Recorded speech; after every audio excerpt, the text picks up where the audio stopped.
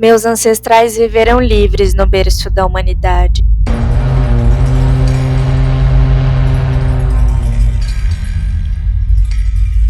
Naquele tempo, línguas, danças, rituais e tradições faziam parte de uma riqueza cultural admirável, com grandes impérios, cidades e exércitos.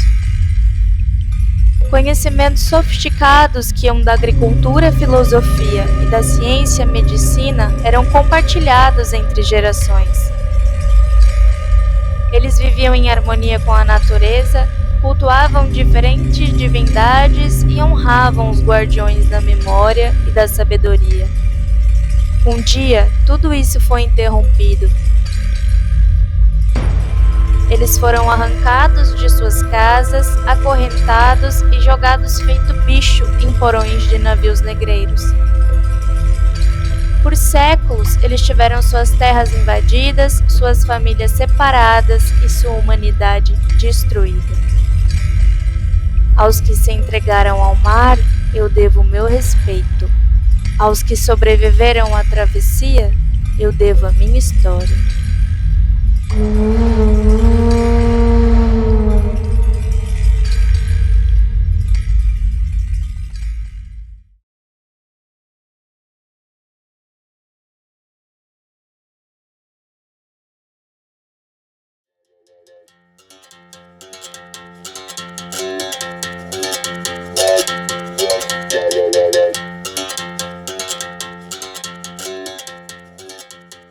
Comecei a capoeira, na verdade, com o mestre Ram, que hoje é falecido, né? Treinei, assim, uns 5, 6 anos com ele, né? Como início, né?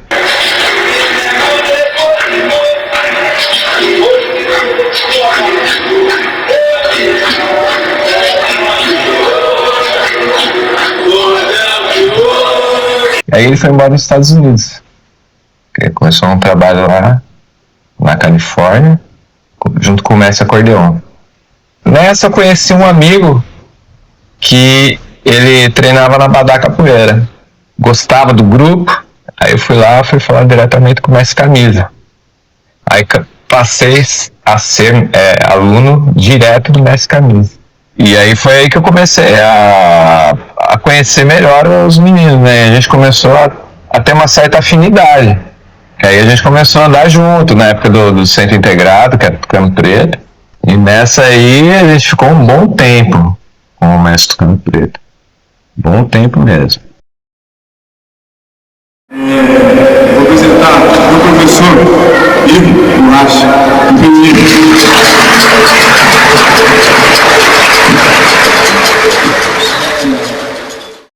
A gente já se conheceu nos anos 80, meados de 90 a gente se encontrou algumas vezes em alguns eventos, e depois em 2000, essa tomada, em 99 mais ou menos, essa tomada de decisão dele, que ele fala, eu preciso mudar a minha capoeira, eu estou vendo que a capoeira está mudando, porque a gente vinha de uma frequência dos anos 80, uma influência dos anos 80 na capoeira, e os anos 90 muda tudo. Ele falou, poxa, eu preciso melhorar, eu preciso avançar, eu preciso entregar mais qualidade de trabalho, eu preciso me melhorar enquanto professor e eu quero fazer isso diretamente com você. Aí eu falei, olha, hoje eu sou aluno do Mestre Camisa, no Rio de Janeiro, e você já é mestre de capoeira, então a gente tinha uma política de grupo que eu, enquanto professor, que eu era dessa entidade, eu não podia receber uma pessoa mais graduada do que eu. Então eu me coloquei como uma ponte de acesso entre os dois, e que deu muito certo.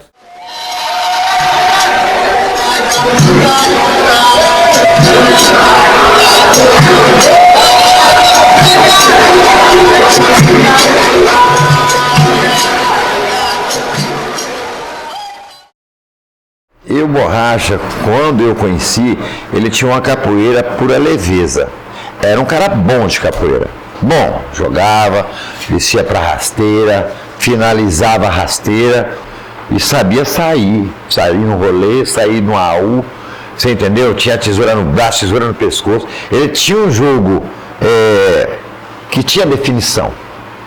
Dei um troféu para ele mesmo com a coluna machucada, eu apresentei ele no meu evento, falei assim, ó, esse aqui é meu irmão de Peruíbe, Mestre Borracha. Pra quem não conhece, foi o único cara que eu já vi fazer mais acrobacia na vida.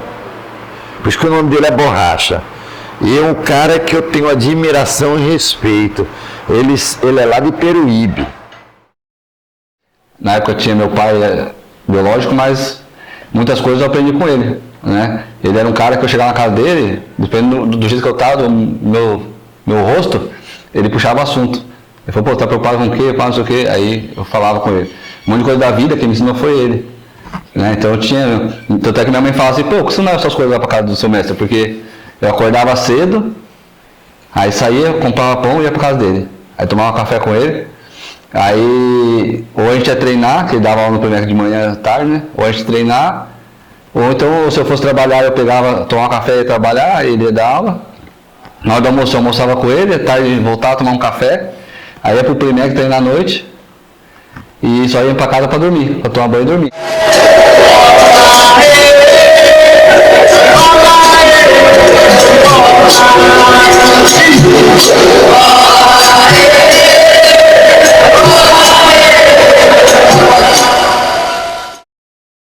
E eu me lembro que quando foi a última vez que eu vi ele, né? Foi assim, foi acho que o Farofa foi um dos dois que me avisaram, falou, ó, vai ter uma roda, o Borracha estava internado e saiu. Ele não estava nem tocando. E aí começou a roda, e ele pedindo pra roda, né? Uma energia boa. E depois ele deu tipo a tosse nele. Aí eu me lembro que o Farofa quase foi o Farofa, chegou e falou assim, ó, eu vou levar o mestre ao hospital que ele não tá bem, tá passando mal. Mas a gente vê agravar a doença dele, a saúde dele muito rapidamente. E ele vai ficando doente. Então no final da vida dele, a gente vai até o final dar banho no mestre, eu e o Farofa, dar banho. Aí no último dia que ele tem aquela melhora da morte, que para morrer um dia antes, e aí ele chama a gente e fala assim, ó, eu sei que eu não vou ficar mais. E cutucando ao caminho. E consciente ou inconscientemente, eu particularmente, eu não posso falar pelo Farofa, mas acredito que sim, a gente leva isso a risco, tá? Porque quando a gente sai do tucano, por uma questão particular, a gente nunca buscou em outro mestre, porque a gente sabia que ali existia uma ordem, uma determinação do mestre. Pessoal, capoeira tem que saber jogar capoeira, tem que saber a hora que tem dois para entrar, tem um para entrar, não tem cansado assim, do outro lado, todo mundo quer jogar capoeira. Eu acho que não estavam mais com o mestre tocando preto. Daí eu falei, ó, se vocês quiserem, daqui uns 2, 3 anos eu posso formar mestre, vocês a mestre. Ele, o Farofa, o Calcário, o mestre Ceará. Passou esse tempo e daí eu vim pra cá e fiz a formatura deles. Uma das coisas também que ele falou, ó, vocês vão ter que jogar com a navalha no pé. Daí fizeram uma reunião entre eles e falaram, ó mestre, nós reunimos, mas nós somos pai de família, tem família para criar, nós não vamos jogar não com a navalha no pé.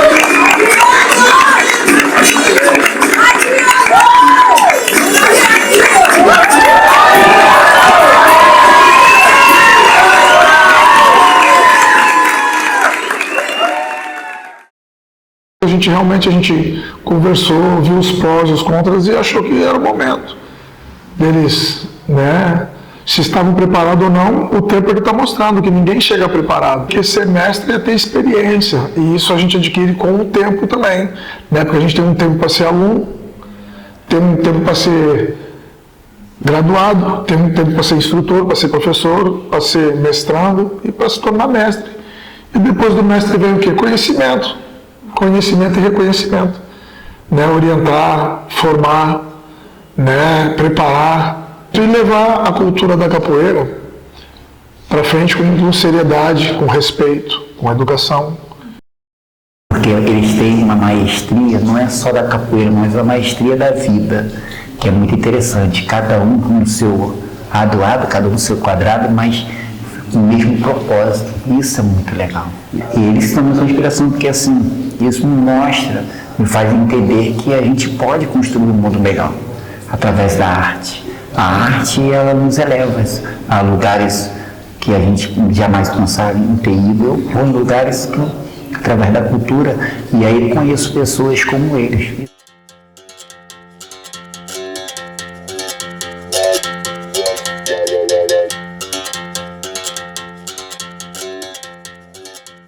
Você vai sempre fortalecendo, né, os seus pensamentos, as suas convicções, a sua ideologia, e foi isso que nos levou a criar a Escola Nação Cultural, né?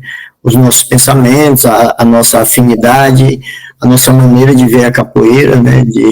O respeito integral do ser humano, né?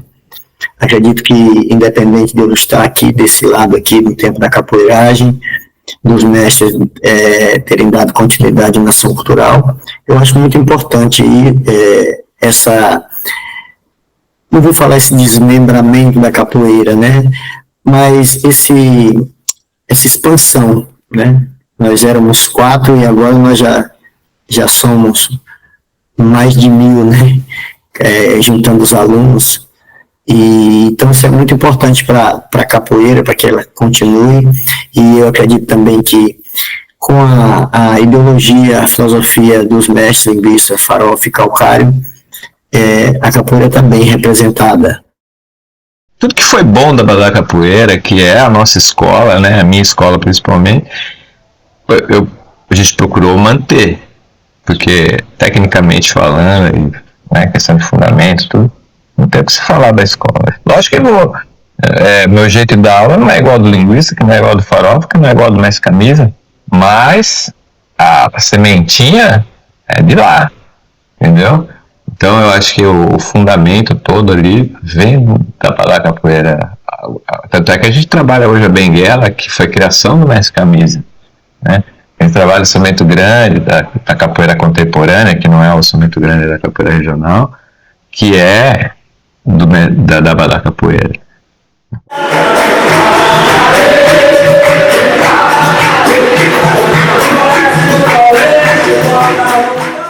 Que a proposta era trabalhar bastante com a parte cultural mesmo, né? A gente resgatar a puxada de rede, samba de roda, uma ukulele, tudo que tivesse parte cultural fora a capoeira, tá sempre fomentando isso aí. Nós somos do grupo Nação Cultural. A gente carrega a cultura no nome. Então a gente precisa carregar a cultura por onde a gente passar, né? Seja através da capoeira ou das vertentes que ela tem. Então a gente tem que fomentar isso. E eu sou uma das que movimenta bastante nesse sentido.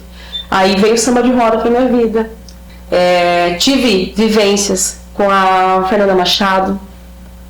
Tive a oportunidade de conhecer a mãe Biloca, que é a filha de Mestre Bimba, né? E carrego ali, né, tudo que eu aprendi ali com ela. Tive vivências, fiz parte de Sambadeiras de Bimba por um período, fiz vivências com a mestra Nalvinha, também filha de Mestre Bimba, a mãe Biloca e mestra Nalvinha, as duas sambadeiras de raiz de Mestre Bimba e com didáticas diferentes do samba.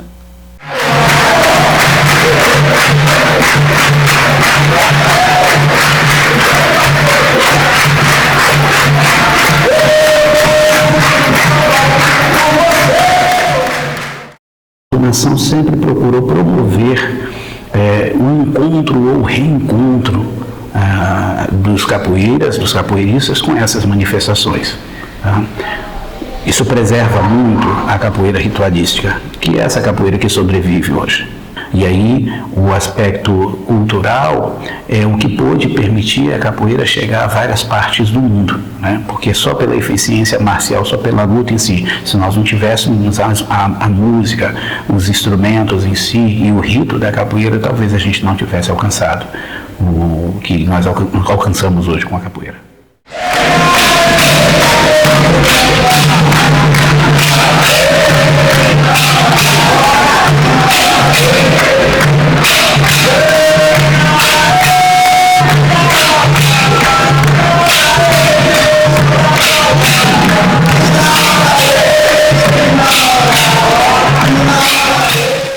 A puxada de rede é uma pesca, uma dramatização de pesca de arrasto, né?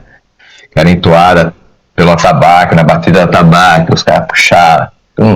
Então todo mundo, né, sincronizado para poder tirar aquele pescado de dentro do mar e tal. Geralmente você está sempre cantando a história dos ribeirinhos na época.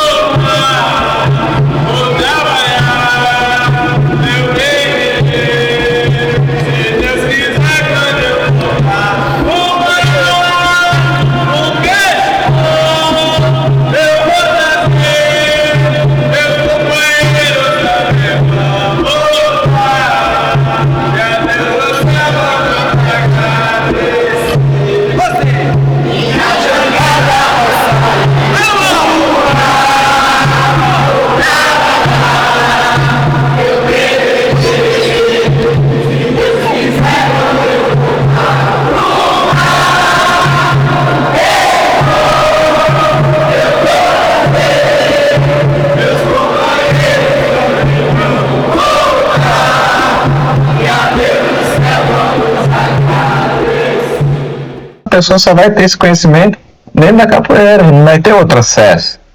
E a capoeira acaba possibilitando isso para eles, né? Para os alunos.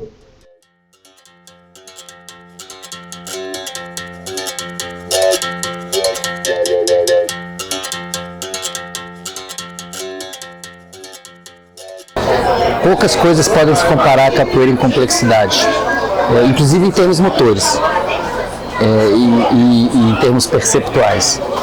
Então a capoeira tem uma série de benefícios que vão desde do condicionamento cardiovascular, né, do ganho de força, de massa, de explosão, até o aumento da coordenação motora, o aumento das funções executivas, a capacidade de tomada de decisões, as habilidades socioemocionais. A capoeira tem tudo a ver com uma capacidade de sociabilização eficaz. Então a capoeira tem benefícios para todas as idades. Agora, na infância e na adolescência, talvez ela seja insuperável, porque ela combina uma série de elementos que existem em outros esportes e artes marciais com alguns elementos únicos, inclusive os filosóficos. Então eu acredito nela como luta e arte de transformação social, como algo que é importante, que precisa estar em todas as escolas, precisa ser oportunizado em todas as escolas. Porque eu acho que a capoeira, ela vincula não só, ela vincula uma parte cultural, né? E que ela mostra muito a filosofia de uma proposta de vida e a importância disso. Até para a organização deles, para o trabalho em equipe, quando eles fazem a roda, e tudo isso interfere sim, né?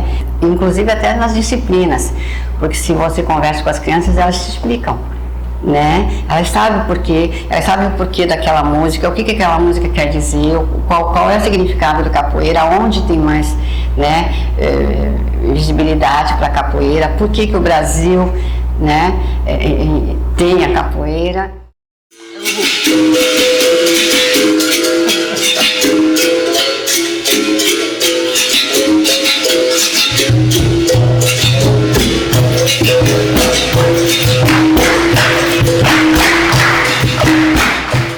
A criança começou a andar, quiser trazer, pode trazer. Por quê? Isso aí, não vou ensinar ela a ser um capoeirista de dar 10 martelos, 50 mil lua, não.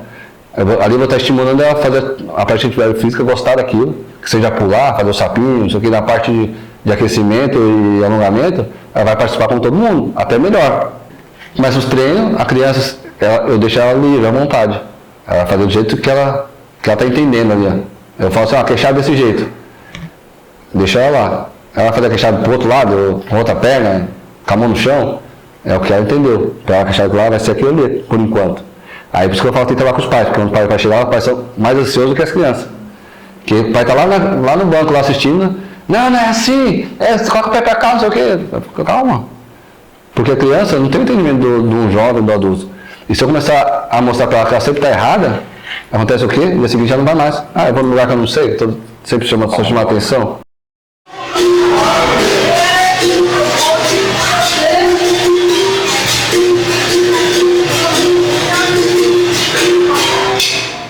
Olha, a gente nota que eles se tornam mais participantes na vida pública.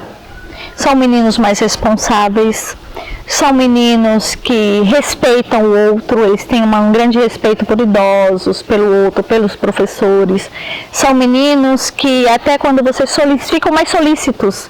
E a gente vai notando que são meninos que não se envolvem com drogas, são meninos que a gente não vê por aí, sabe, na comunidade com ações negativas. Então são meninos que estão debaixo dos nossos olhos. E a gente gosta desse apoio da capoeira porque a gente vê muitas vezes os professores, não só o Alex, mas outros capoeiristas, sentar do lado, aconselhar, orientar para a vida. Então é isso que a gente gosta. Porque a gente não está aqui só para educar para os livros, né? Tem que educar para a vida. É mostrar que independente da realidade ou do território que esse adolescente reside, que ele pode mudar a realidade dele. Que ele pode fazer a diferença através do estudo, que caminha junto. A gente fala para eles, você pode ser o melhor capoeirista do mundo, mas você tem que estudar.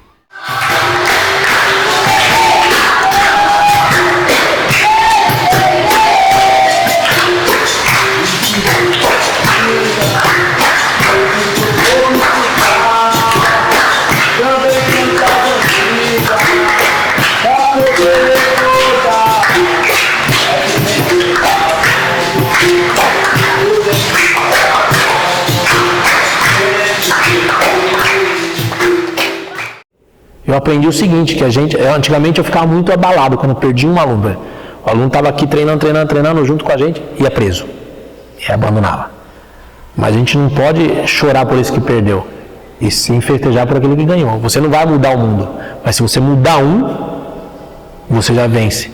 Você já venceu, você já fez a diferença para o mundo. E aí eu fui aprendendo. E graças a Deus eu tenho esse prazer que eu mudei a vida de alguns. Não é um monte, graças a Deus.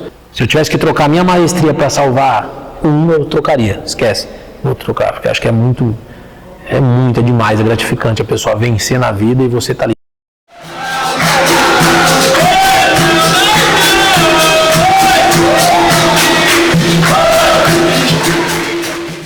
A capoeira, para mim, foi uma superação, porque a minha infância foi muito, como eu posso falar, foi muito dolorosa. Minha mãe, do meu pai, me deixou aí, então a realidade, olha só, a rua que foi que minha criação foi na rua, né? Aí com o tempo foi passando, a gente já entra nesse mundo das drogas e tal. A capoeira modificou o jeito de andar, o jeito de roupa de vestir.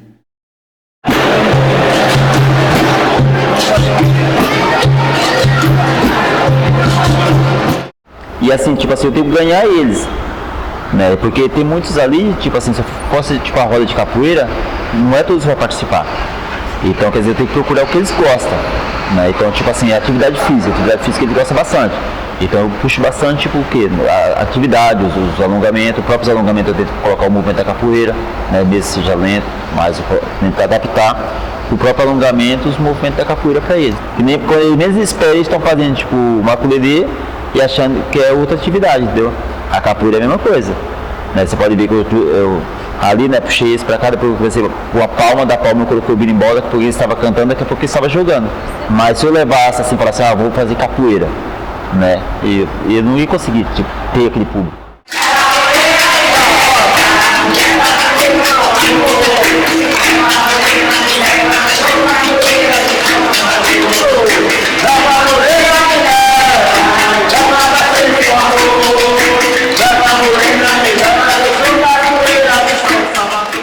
E a capoeira ajuda também na parte física da gente, né? Porque a gente... No começo eu fiquei meio com preconceito, porque as pessoas falavam que é coisa de espiritual, coisas de macumba, né? E o meu filho falou que não, que é uma dança africana, né? Que não tem problema de fazer, porque a gente é evangélico, né? E eu gosto muito de participar da parte motora, né? Da parte que mexe com o físico da gente. Para mim foi muito bom. A capoeira é protegida, né? Patrimônio imaterial do Brasil, da Unesco, mundial, porque a capoeira é 100% brasileira, é uma luta nossa, é uma arte nossa, nós somos a resistência, né? Só que o pessoal ainda está naquele mundinho da marginalidade, que a capoeira não está nas escolas, que a capoeira não está na faculdade, e a capoeira não está no mundo inteiro. E ela está, né? Eu falo de capoeira um pouco no Oráculo, falo no Sonho Manifesto, depois falo de novo um pouco no Flores do Bem, porque a capoeira já esteve no lugar de proibição, né? A capoeira já foi duramente perseguida, e por muito tempo, num contexto em que tudo que era afro-brasileiro e afro-indígena era proibido. A capoeira, o samba, o candomblé, a maconha, e acho que a capoeira é um exemplo de como isso pode ser revertido. Aquilo que antes era uma etiqueta de matável ou degradável, hoje é uma arte que provoca admiração. As pessoas que saíram do Brasil para dar aula de capoeira, que têm competência, elas todas se estabeleceram nos Estados Unidos, né, na Europa, no Japão, em Israel. E é difícil para o povo brasileiro compreender isso, porque a capoeira foi demonizada, ela foi tratada como alguma coisa muito perigosa, como alguma coisa socialmente deletéria, quando na verdade muitas vezes a criança só está indo da escola porque tem alguém dando aula de capoeira naquela escola.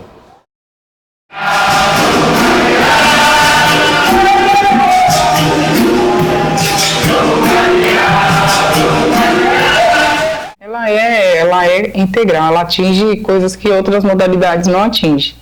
Isso eu falo por experiência própria. Quando eu tive início na capoeira, ninguém sabe, né? Que ninguém sabe. Mas ela me curou de coisas que ninguém nem sabia. E a capoeira foi possível me curar. Por isso que eu tô falando que ela é única mesmo. Quando eu passei por um problema muito grande, eu estava iniciando na capoeira e foi muito importante. Ela entrou no momento certo na minha vida. É mágica, é místico, sei lá te falar, nem sei te falar, não sei descrever de verdade. Mas ela cura muita coisa.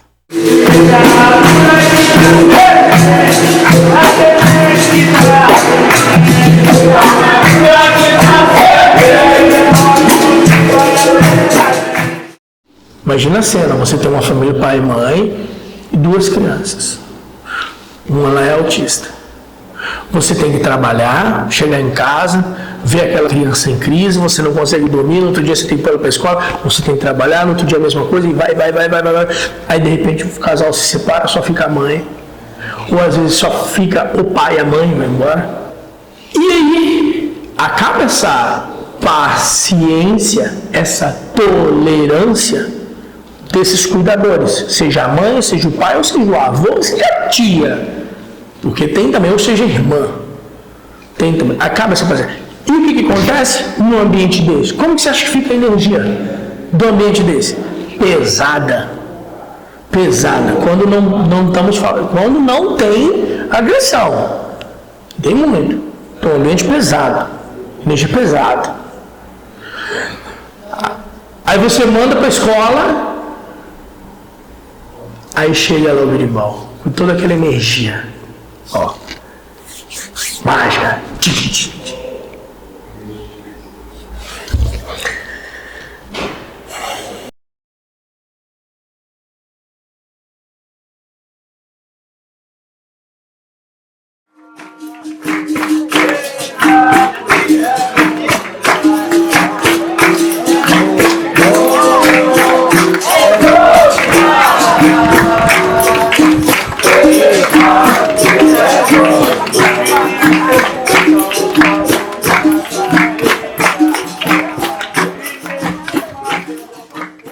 Então a gente vê que o nosso público tem muitas vezes pouca visibilidade social em alguns lugares, né?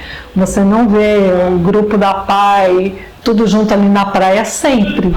Quando está ali um grupo da PAI ali, É diferente, chama atenção porque as pessoas não estão acostumadas com essa presença massiva das pessoas com deficiência intelectual e transtorno do espectro autista por conta das limitações deles.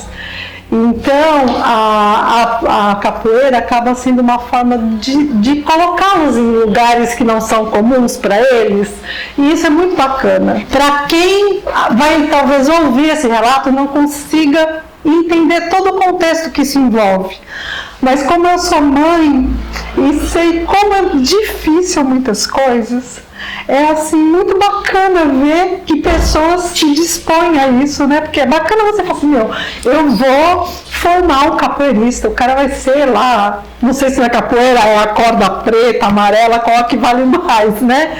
O mestre quer ver o seu discípulo, né? Ser um cara que chega ali no melhor potencial dele, na técnica que ele está ensinando, mas ver mestres que entendem que é mais do que isso, né?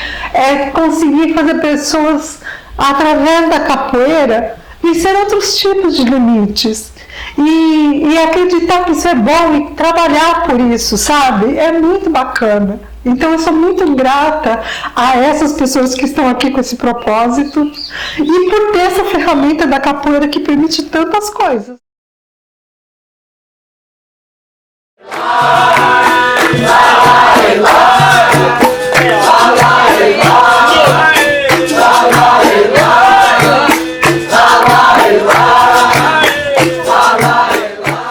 A galera adulta que está chegando, está vindo um pessoal que está fazendo também eu evoluir. Eu tinha, pela minha postura, pelos meus posicionamentos, eu tinha perdido muito alunas, e hoje veio uma demanda. E isso para mim também é um aprendizado, porque as mulheres estão vindo com um outro pensamento e algumas coisas, algumas posturas, não só minha, da capoeira em si, estão sendo revistas, e a gente vai se moldando a essa realidade. Não é nova, é a realidade que está vindo hoje.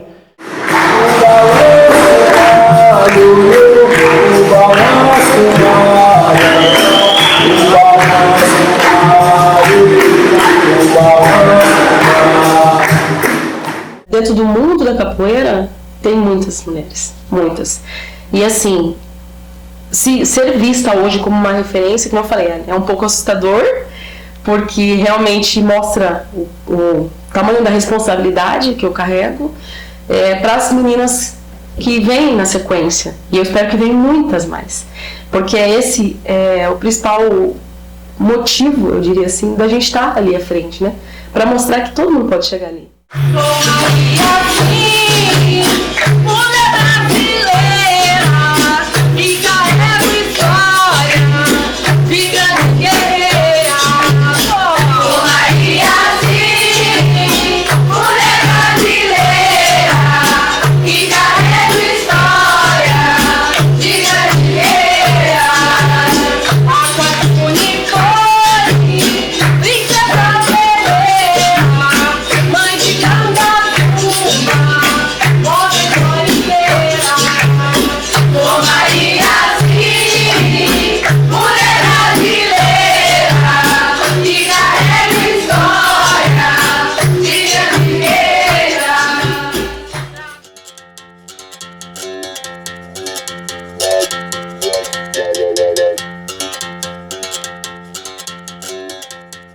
Olha, a capoeira, eu vou afirmar, ela é o melhor que existe dentro de cada um de nós. Como a gente vai externar isso, colocar isso para fora, que vai fazer a diferença, positivo ou negativo, na nossa própria vida ou na vida de outras pessoas. Na questão religiosa, cada pessoa tem sua religião, e a capoeira ela é muito democrática em relação a isso, que ela aceita a todos. Qualquer lugar que você treinar capoeira, ninguém vai perguntar se você é ateu, se você é judeu, se você é candomblecista, umbandista, católico, Allan Kardec, budista. Ninguém vai te perguntar isso. E se você for tudo isso, ou parte disso, também não tem problema nenhum. Acho que a energia da capoeira ela é própria. Eu acho que quem tem a religião é o professor de capoeira, o mestre, é a pessoa, né? Não a capoeira em si. Ela tem a energia dela, porque a gente faz em círculo, né? Então rola uma energia. Qualquer atividade que você faz em círculo tem essa troca de energia. Mas não tem essa coisa da religiosidade. Energia é uma coisa, vamos dizer, abstrata. Não tem como você falar, é isso, né? Eu acho que energia, todo mundo tem a sua, independente de religião, de crença. A energia é você, a energia é você. Né? Você está bem, sua energia vai estar boa. E acontece o que na capoeira? Às vezes você não está bem, mas você vai para ficar bem. Né? Aí é onde eu falo, se dedica àquilo. Por mais que você não esteja bem, sua energia não está boa, mas a energia boa vai transbordar em você. Se você realmente estiver focado naquilo. Não estou bem, mas estou aqui, ó, focado, estou concentrado, vim aqui para ajudar. Quando sair de lá, você vai estar renovado. Você fala, puta, sarei, estou bem. A Igreja Católica é o que eu sigo, mas a capoeira é minha religião. É quem realmente eu acredito, quem faz com que eu busque a energia, a força dos ancestrais, o meu bem-estar. Às vezes eu estou mal e isso aqui me faz buscar fogo. Acredito que se você não investir nela, que você não contribuir para ela, ela também vai cobrar, te tirar não, ela vai te cobrar. Como qualquer outra religião, se vocês estudarem, é isso. E a gente vai falar de dízimo, de oferenda, é isso. A capoeira para mim é essa entidade viva. Eu sempre fiz até uma questão para o mestre, qual a contribuição nossa para a capoeira, né? Isso é importante. Porque às vezes tem muitos que, eu só quero tirar dinheiro, quero isso, quero aquilo. Mas e a sua contribuição para a capoeira? Qual que é, né? Essa é a minha pergunta, eu deixo até aberta aí para todo mundo.